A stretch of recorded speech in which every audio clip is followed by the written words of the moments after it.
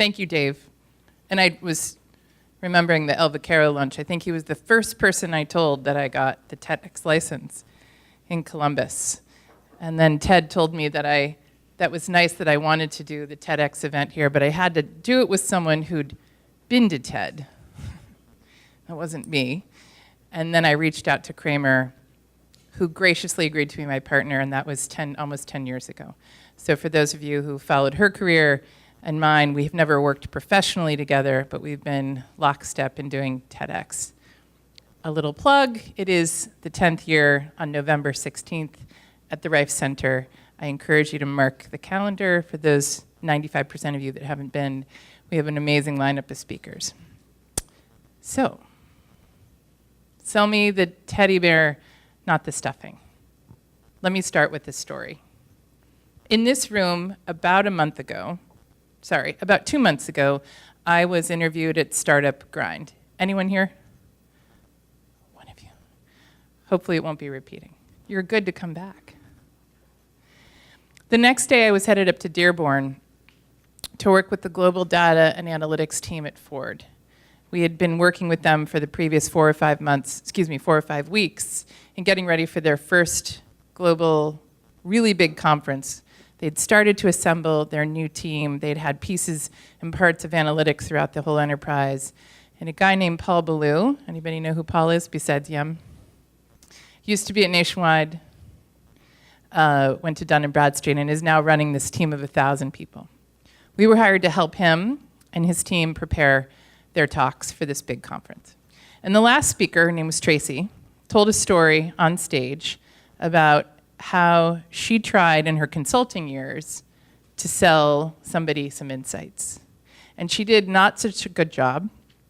And on the way out, the client was very kind to her and whispered over and said, "Tracy, next time, sell me the teddy bear, not the stuffing." And you may think that that might be like, sell me the time, not the watch, but there's a little bit more resonation in this story just because, a teddy bear is actually something you can hold and feel good about, like stories and emotions and imagery. Whereas the inside-out teddy bear on the left isn't so pretty, right? So I thought to myself, what do those two things represent, the stuffing and the teddy bear? And for purposes of our talk today, I thought it would be a fun opening hook that bullet points, graphs, and charts alone, lots of text, are not what's going to connect with your audience, but rather the teddy bear will, which represents the governing thought. I got one idea, my call to action. I want to squeeze it. I get to connect with the emotions of it, the imagery of it, and then also, and the imagery of it, and concise data points. So let's go ahead and unpack some of those throughout the next 20 minutes or so. And what I'm going to do today is share with you my front row insights as to where talks and insights get sold best by kind of unpacking how it gets started. So let's see if you can follow and if it works for you. This year, my firm, Articulation, has been producing a series of short 1-minute videos, largely for social media. We've had a lot of fun picking the topics. They've mainly been on things that people continuously do wrong. Even though our coaching and advising doesn't cut through the clutter, we still see these mistakes. So I'm going to open up today by playing the first one. It should speak for itself. And I'm counting on Brian Huber. Okay. Oh, no sound. Huber, get back up here.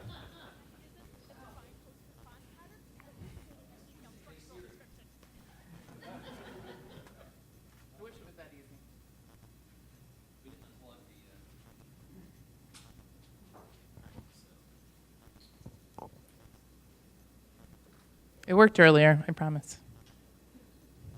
Oh.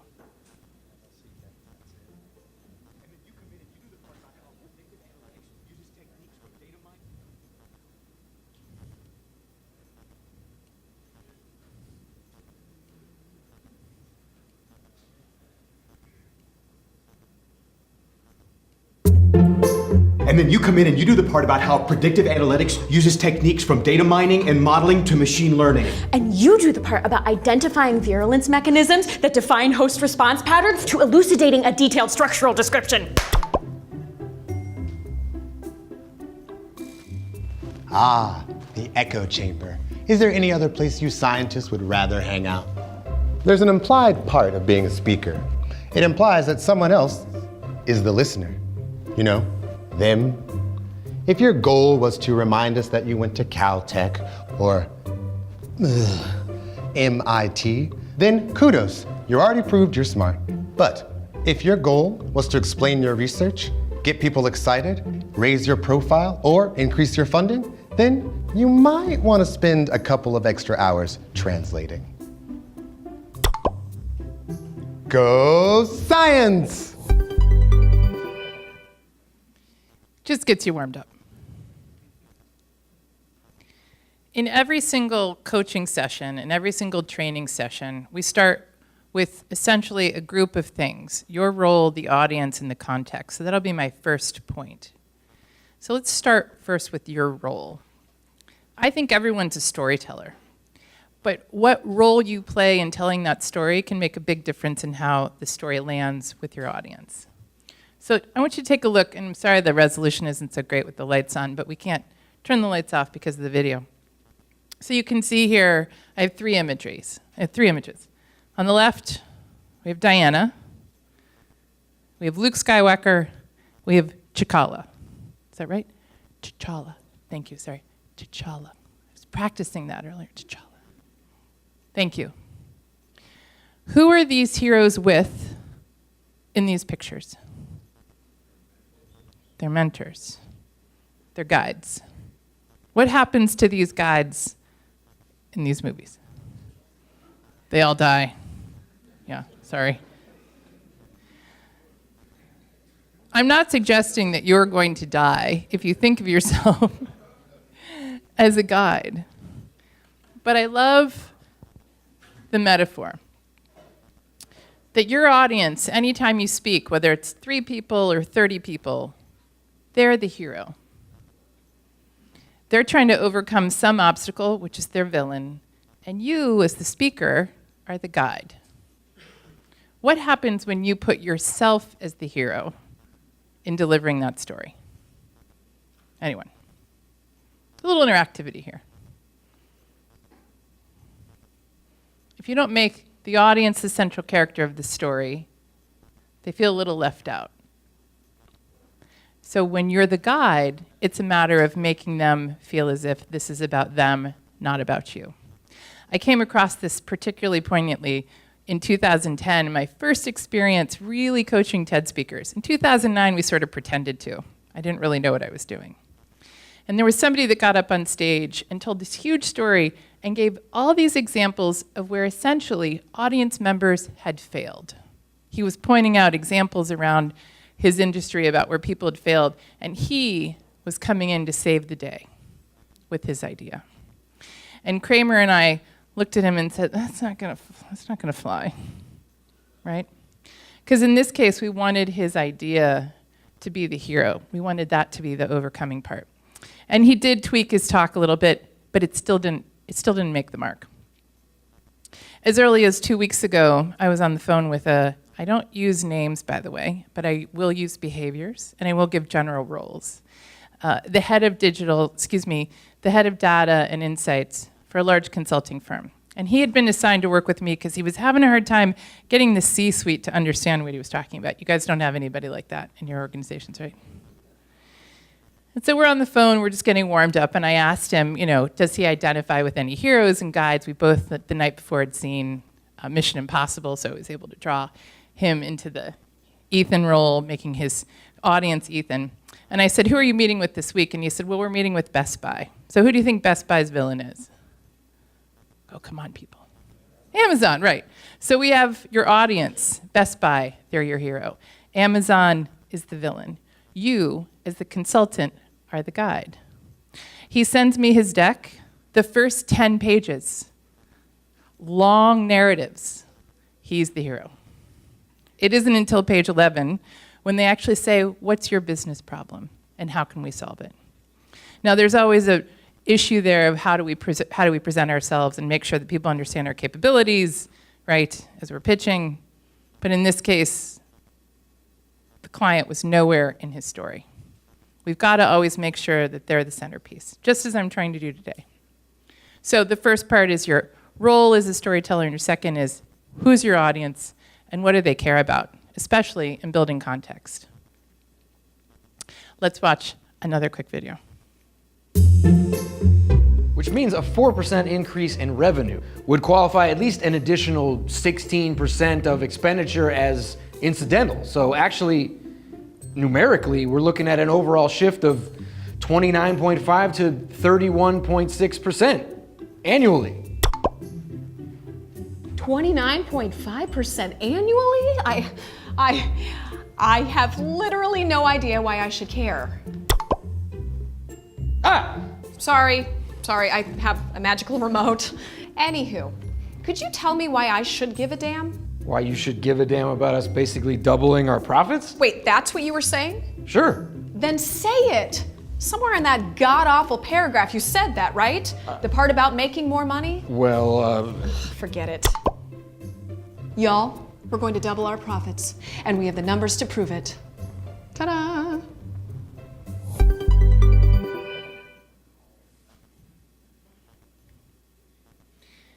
If you hear nothing else from me today, I encourage you to think about these 3 questions.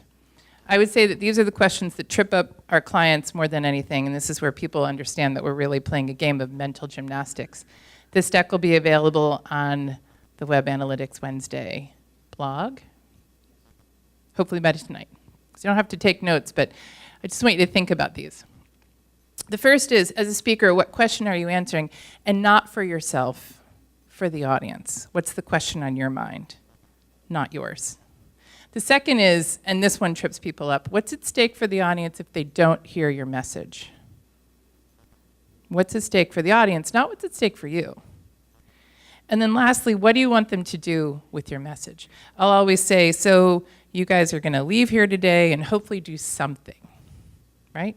What is it that I hope that you do? I hope with this message today you think about preparation a little differently, you think about framing your question a little differently, you think about your role, you think about your audience, and the structure inside any presentation you give. That's what I'm hoping that you'll take away. But if you're not thinking about that and all you're doing is thinking inside your data, someone said to me earlier, we have so much math, we have so many numbers, and we're just digging in it. And at some point we have to break out and think about who it is we're communicating with, and really, what do we want them to do with it? Not dissimilar from the video we just showed. One of my favorite talks that I have shown maybe 300 times. Anybody know who this is? Eli Pariser.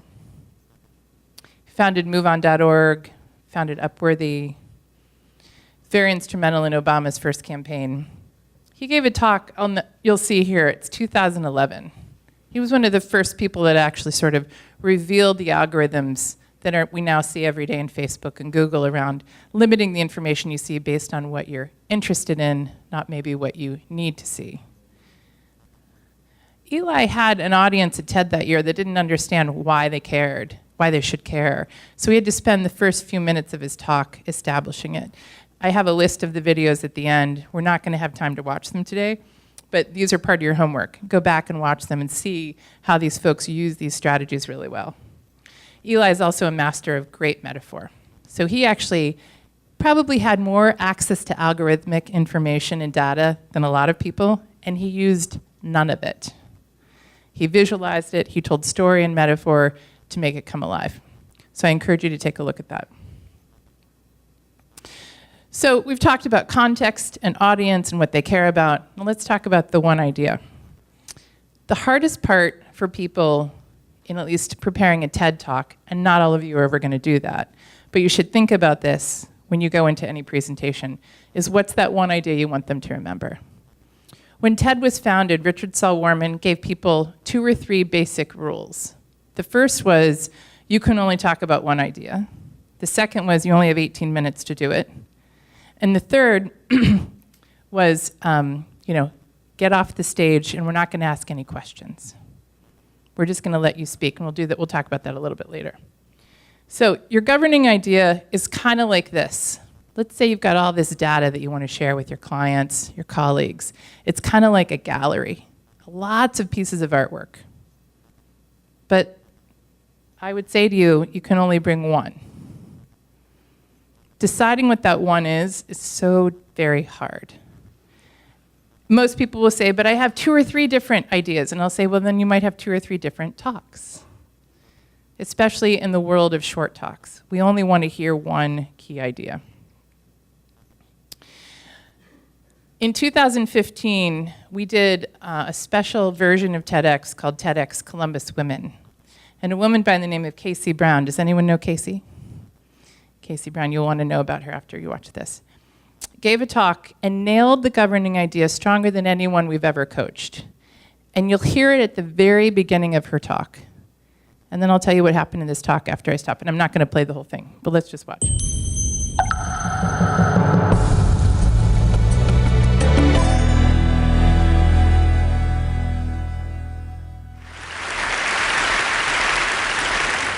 No one will ever pay you what you're worth. No one will ever pay you what you're worth. They'll only ever pay you what they think you're worth. And you control their thinking. Not like this, although that would be cool. That would be really cool. Instead, like this. Clearly defining and communicating your value are essential to being paid well for your excellence. Anyone here want to be paid well? Okay, good. So before I move on, just because I had to click it through, Casey's talk was picked up by TED. There's only been 4 talks from Columbus that have been moved to the TED.com site. Casey's was one of them. And I would submit to you that I think the reason that happened was because she came out so strongly with her idea at the top of the talk. No one will pay you for what you're worth. They will only pay you for what they think you're worth, but you control their thinking.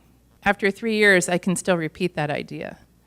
So getting something down to that narrow, tight, concise, snackable nugget is your job. Casey's talk has is pushing 3 million views on TED.com. And I'd say that her business has flown off the coop too. She's located here in Columbus, and she does pricing consulting for all sorts of businesses. So I prepared this talk tonight not knowing that one of my subjects in the talk was going to be here. So I may embarrass him in a second and ask him to come up. But once you've figured out your 3 ideas, you've got this notion of, well, what do I do to support it? Because I have 10 different points that I want to use to show how worthy that idea is. So let's watch this video to set this up. Completing full cognitive recognition. Which brings us to point number 14, the Epstein corollary. While I'm sure the Epstein corollary is fascinating, I'm pretty sure the audience would rather have an Epstein lobotomy at this point. 3 things. That is how many points you may have. 3. I know what you're thinking. But 10 things. 10 is such a good number. Is it? Have you heard of the 10 Commandments? How many of them can you actually name? Let me guess. Do not murder, do not steal. Maybe you remember the one about not coveting ass. But what about the 7 deadly sins? Sloth, greed, envy, dopey, happy, grumpy, doc. 3 things. Nina, Pinta, Santa Maria, rock, paper, scissors, Beetlejuice, Beetlejuice, Beetlejuice. Get it? Got it? Good.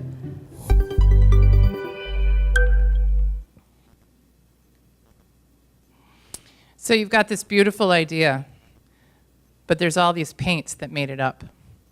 But you're only allowed to pick 3 points to talk about that idea.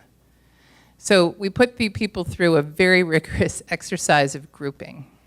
That's why I've shared with you Post-it notes tonight. This is your best friend when you're trying to organize your thinking. Actually, in fact, Sunday night, a new client of ours sent us her Post-it notes from a talk that she's working on. I'm sorry to laugh, but it was kind of funny. There must have been 50 Post-it notes on her wall. She was taking pictures of them and, rapidly sending them to me on email, wanting me to group her ideas for her. No, that's something she'll do on her own. But it is a very difficult process to narrow down to what are the 3 things that you want to say about your idea. So I'm actually going to ask Yem to come up because he's actually right here. So Yem, come on up. I didn't know Yem was going to be here today. No. So this is Yem Sabanich. Yem, everybody, say hi to Yem. So Yem is a data scientist, and he gave a talk in 2015. I'm going to let you explain what it is, because you're here and you can hear. The topic of my talk was, I think on the theme of that night was disruption. And my talk was about how can we use data analytics to reduce future traffic accidents. And basically that was the talk is all about. And I had a privilege to be trained by Ruth, and I really truly enjoyed the process. So Yem did a really good job. We spent actually several months working together. And the point is that he had a very clear vision for what he wants the data to support. But he had so many things on how he could articulate what that data meant and how it could support the vision. So if you watch his talk, which I encourage you to do, you're going to hear about the context of how data was collected inside traffic accident reports and why it all of a sudden changed a few years ago. You're going to hear about that data and what it's telling us today in the story and how their tool is going to actually reveal new insight to make roads safer. I want to tell you, when Yem called me that year, the first thing he said to me, I said, Yem, what do you want to do? He goes, I want to save the world. And I was like, oh my God. And when people say that, I was like, oh God, that's an ocean. I like to work with people who bring me a pond, And so we worked down to a Great Lake. But Yem, can you share with them the rigor that you had to go through in getting to your key points? That's what I'm really interested in having you share. So we spent quite a bit of number of weeks in terms of getting the whole story up to the beginning. I think the one that people underestimate is how to choose your governing idea. That is extremely difficult because you have to boil down all of your ideas into just one key sentence. And in my case, it was, we can reduce future traffic accidents through the use of data and analytics. But before getting to that seemingly simple sentence, it's come from like thousands of sentences to basically to choose from. And you have to figure out what is the very essence of it that you try to get across in limited amount of time. And then once you choose that, then the further kind of even more rigorous training gonna have to follow of how can you then find the key supporting, what are the key logical construct, the 3 points? And how can you weave that 3 points into story, right? People don't resonate to, this is point 1, point 2, point 3. It does not work that way. You have to tell the story about, in my case, I talk about my wife and how she get me grief about buying a house. But that's the process of basically weaving the story into the context that resonate to your heroes. So you're gonna learn a lot more from Ruth. I encourage you to do so. Give him a round of applause. That was great.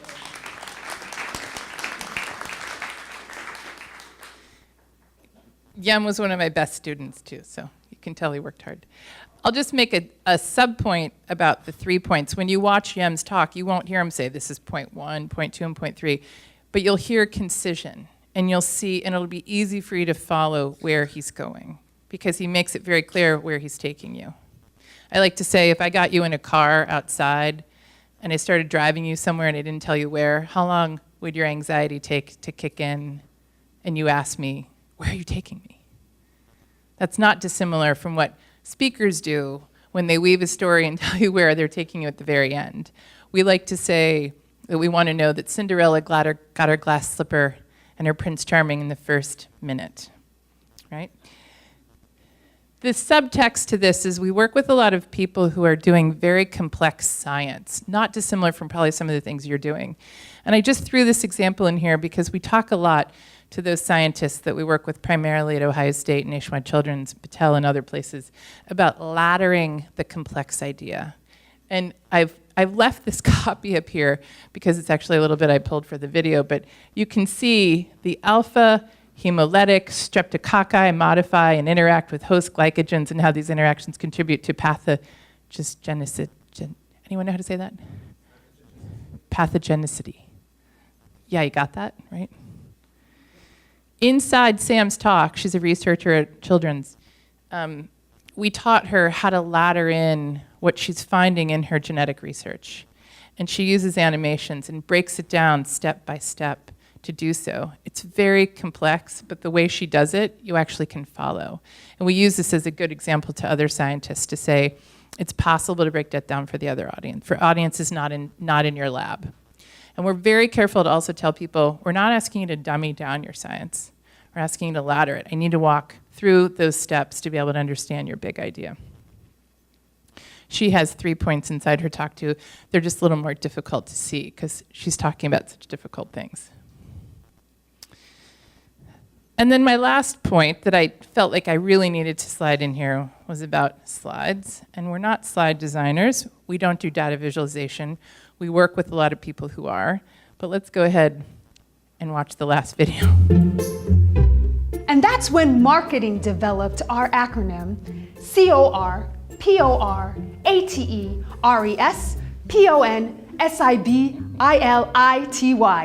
Let's start with compassion. If you're looking to master the art of compassion, your first step should be putting less text on that ridiculous slide. Do you know what's more inspiring than that slide? This slide. And this slide. Yes, that's right. Even the color orange with zero context is more inspiring than that text-filled monstrosity. You are a speaker. Speak things. Spoken things, preferably. Which brings us to the color orange, apparently. Much better.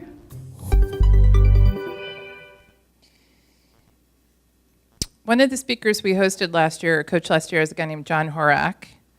He is this is like the best title ever. He's the Neil Armstrong Chair in the John Glenn College. He's like, how could I turn that down, right? He's a professor of astronomy. He gave a talk for the provost at a special event that we help with. He had one slide. Who knows what that is up there? We remember when that was taken? 1968, right? 69? 69? So anyway, we're close in that space. He spends a good part of his talk explaining why this is the most important picture ever taken. But he weaves in a lot about humanity, where we are in the solar system and evolution. It's a brilliant, beautiful talk, and I encourage you to watch it. He could have brought out hundreds and hundreds of slides and pictures to demonstrate what he was talking about. But he decided to use just one, and it actually allowed him to be a little more poetic than normal. And he talks about how that really changed his way of narrating. And then this is not a talk that we have coached, but it's one of my favorites. Chip Kidd is a designer. He designs a lot of book covers. He was responsible for designing the Jurassic Park logo. This is one of the few talks that actually really well integrates slides. And what he'll do is he'll set up a joke verbally, and he'll pay it off with an image on the screen. That takes some real skill and integration, but I encourage you to take a look at that one just as a completely opposite, making sure your slides are congruent with what you're seeing, what I'm saying, and how I'm saying it. Because if I said something like this to you, hey, guess what, last night my cat died. What you're seeing is something happy, what you're hearing is something sad, and you're saying she's crazy. Fortunately, I don't have a cat. But when you put a lot of bullet points on the slide, you're asking the audience to do the same thing. Do you want me to read the slide, watch you, listen to you, hear you, and therefore creating confusion as to what you really want people to take away? So those are just 2 quick points on slides, polar opposites. Let me go the right way. Every good talk ends with a call to action. I'm not leaving after I'm done here. I'm happy to take questions. If you want to ask, you can. But I'd love you to think about these questions. Did your last presentation have a why? Did you set up context for your audience? Did they need it or not? I don't know. Did you leave the audience with one idea? Did you limit yourself to 3 points? Or did you kill them with bullet points? Leave that up there for a second.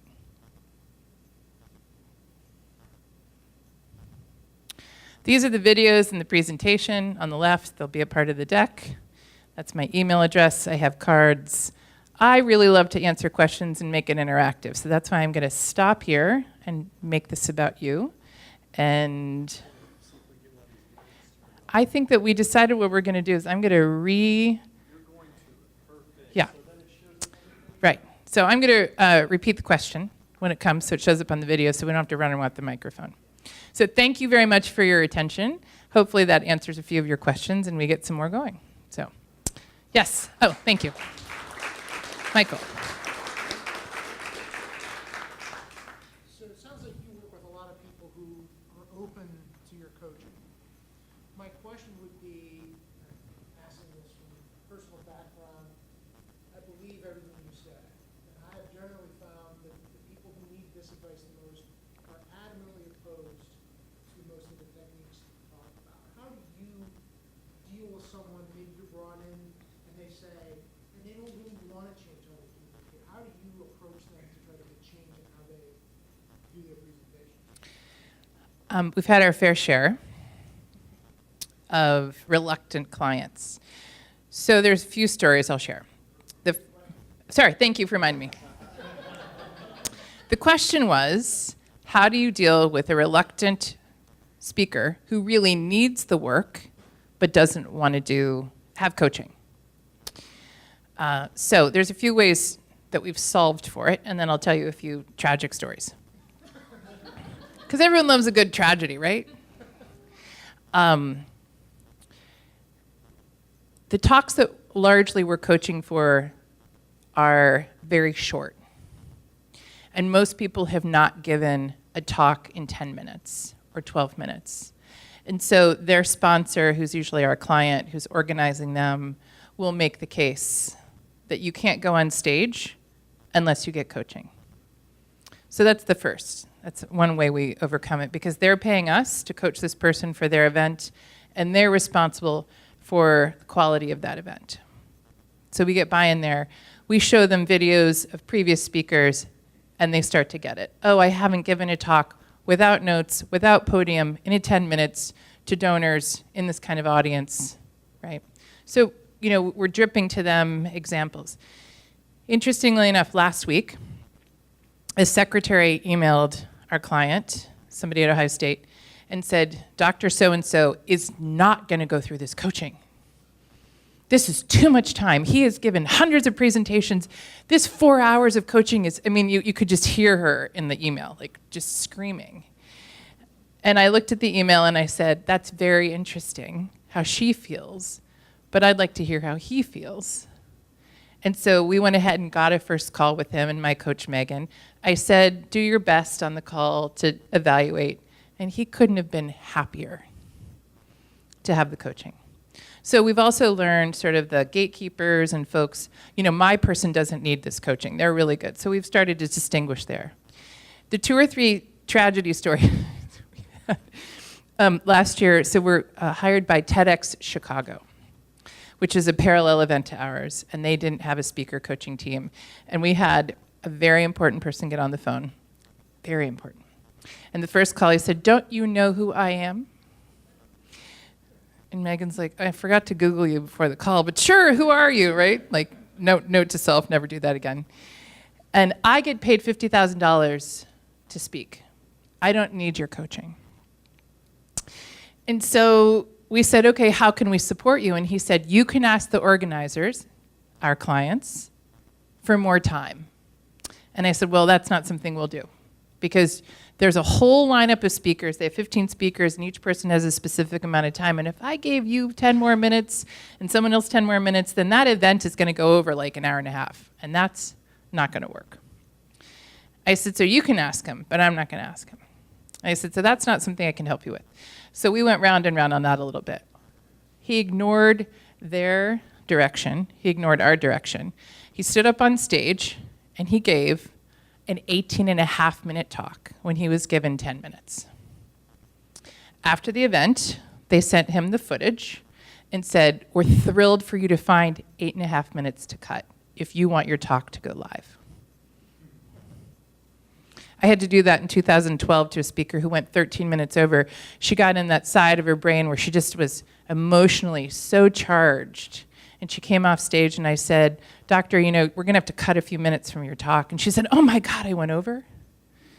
And she was gracious enough to take the footage and find 13 minutes, and you'd never know it watching her talk. So the point that we make is if you want to speak on these stages, at least for these events, you'll pay now or pay later. Now, for those people that need it but don't want to come and seek it, there's not much we can do with this. You'll want to have a little bit, you know, it's in any coaching relationship, right? You go out on the field, you don't want to run the 50. Well, okay, you're not going to play in the game. It's an iterative, difficult process, and most people find that once they've been through it, that they've never had anyone coach them inside their content in that sort of way before. And they come out a different speaker on the other end. Because the public speaking class in college, kind of forgot it all. That help? Dave. I've got something that I think dovetails onto that, which we should really touch on here is what role does emotion, or rather the emotion that you want to leave the audience play into this? Thinking comedy, drama, tragedy. Sure. So if I asked everyone to take off a shoe and walk around the room, to repeat the question, keep telling me. I'm good at it when I remember. The question that I'm answering is, how does emotion fit in to presentations? Comedy, tragedy, drama. If everyone took off a shoe and walked around the room, how long would it take you to feel uncomfortable? Women in heels a little faster than men, right? That's what you're asking an audience to do when you only give them data or only give them story. And I didn't talk a lot about story today. I chose the topic around structure more than story. But story is telling me how I'm supposed to feel about something. So I'll give you a really good example. There was a CEO in town that had ordered up a new set of financial modeling, and she had been viewing this model once a week for 8 weeks. She told me the story herself. I'm not making this up. The guy would come in, show her the numbers, they'd have a conversation about it, he'd go away. Week 9, he walks in and says, Mrs. CEO, I don't think you're really picking up what I'm putting down. These numbers are showing us that you're gonna suck the oxygen out of our business. And this was like a $6 billion business. This is not a small business. If we keep performing and behaving the way we are. And she reported to me, well, there was 2 failures in there. 1, I was a really crappy listener and didn't ask very good probing questions. But 2, he didn't tell me how I was supposed to feel about it. He simply information weighted the information, the data. He would bring it in on a tray, he'd land it there, we'd sort of talk through some of the numbers, and he'd leave. If he'd come in every week and said, I want you to think about this as a sunny afternoon walk in the park versus a tsunami, I would know how to feel about it. So emotion and story play an incredibly important role. And every TED Talk has story in it. Sometimes they're examples, sometimes they're metaphors, sometimes they're personal stories. I can give you thousands of examples of good ones. And emotion isn't about crying. It's about feeling some tension. It's about feeling excited or about feeling like there's inertia or urgency or happiness, right? We're not talking about getting out tissues. Does it help? Who's the next person that'll ask a question that I'll repeat?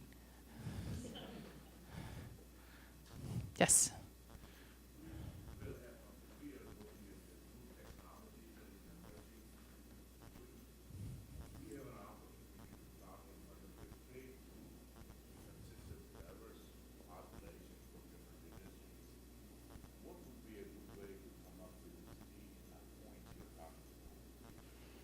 Call me.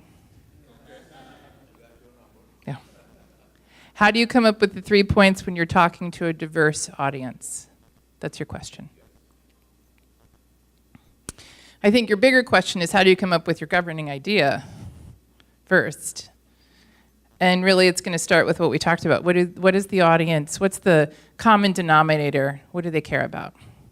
And if they don't have the question on their mind that you want to answer, you need to set up the context so they will have the question. That's not dissimilar from what Yem did in his talk. People didn't really know that there was a big difference, and this is one of the things he points out and that I learned.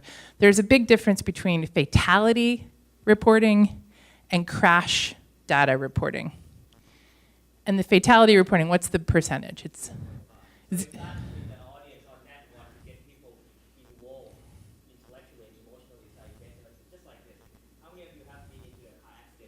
Here, wait, hold on. So you just see what happened, right? So the key idea of the talk is about accident and how to prevent one. And you need to bring that involvement to the audience. What I just show is that when I ask you how many of you have been into the car accident, you'll see that most of you have been to car accident.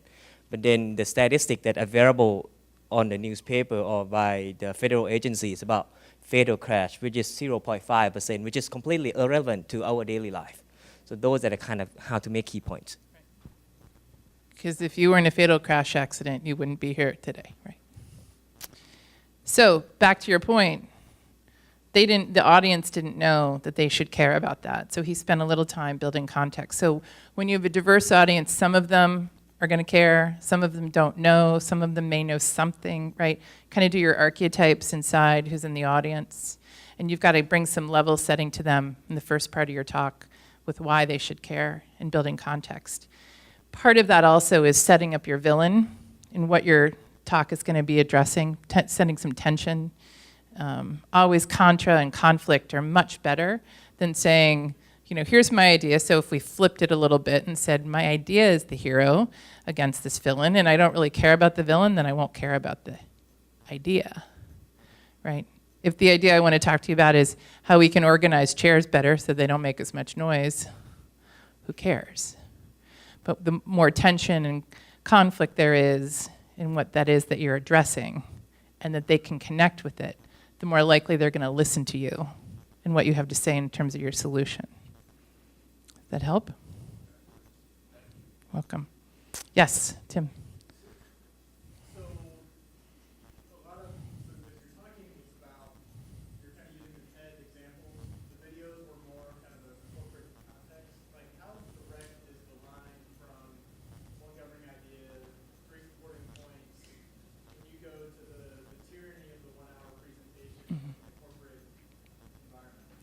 So there's in our classes and the structure behind it. Think for a minute. Oh, I'm sorry. What's the connection between? I'm going to rephrase the question. How does this translate to the tyranny of a 1-hour presentation that you might find at a conference, right? Or corporate setting. The corporate setting. So note to self, one of the reasons we got hired by Ford was the previous year, all those presentations at that conference were 45 minutes long. And they couldn't master them well enough, so they made them all 20 minutes.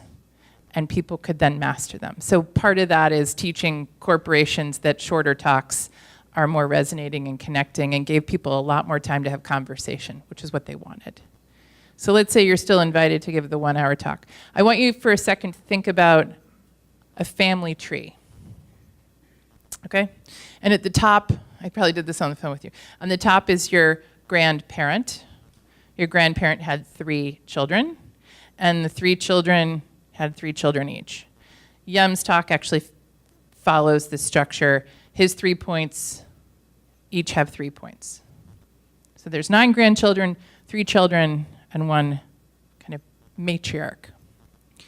If you have 5 minutes, does that structure change? Versus if you have an hour, is what you're really asking. And the answer is you can go deeper with more data points, more examples and story. You would never go wider. You don't add a fourth and a fifth child just because you have more time. You're just giving a little bit more information about the discrete points you already have organized. This was an incredibly big learning for a senior researcher over at Nationwide Children's. We did a coaching with her and a bunch of other folks at the, anybody know what the Center for Clinical and Translational Sciences? It's the collaboration of all the health sciences at Ohio State. And they are the ones that draw down huge NIH funding. And she never really appreciated this concept about the structure. And she gives presentations all the time all over the country. And it sort of changed everything about her preparation, because she used the same structure. If she was giving a 10-minute talk, she would just go up the structure and say less. If she was giving a longer talk, she'd just go down the structure and say more. But her key idea, governing idea, and her 3 points never changed. If you do the rigor and the work in the front end, then you've got that to support you. Did you do that for tonight? Pretty much, yeah. I struggled because I had 5 points, but I sort of grouped them into 3, sort of audience and context, and then governing idea and 3 points, and then slides. So those were my sub-3s. I try to be true to this is what I did tonight, by the way, that was a question. I try to be true to the system as much as possible.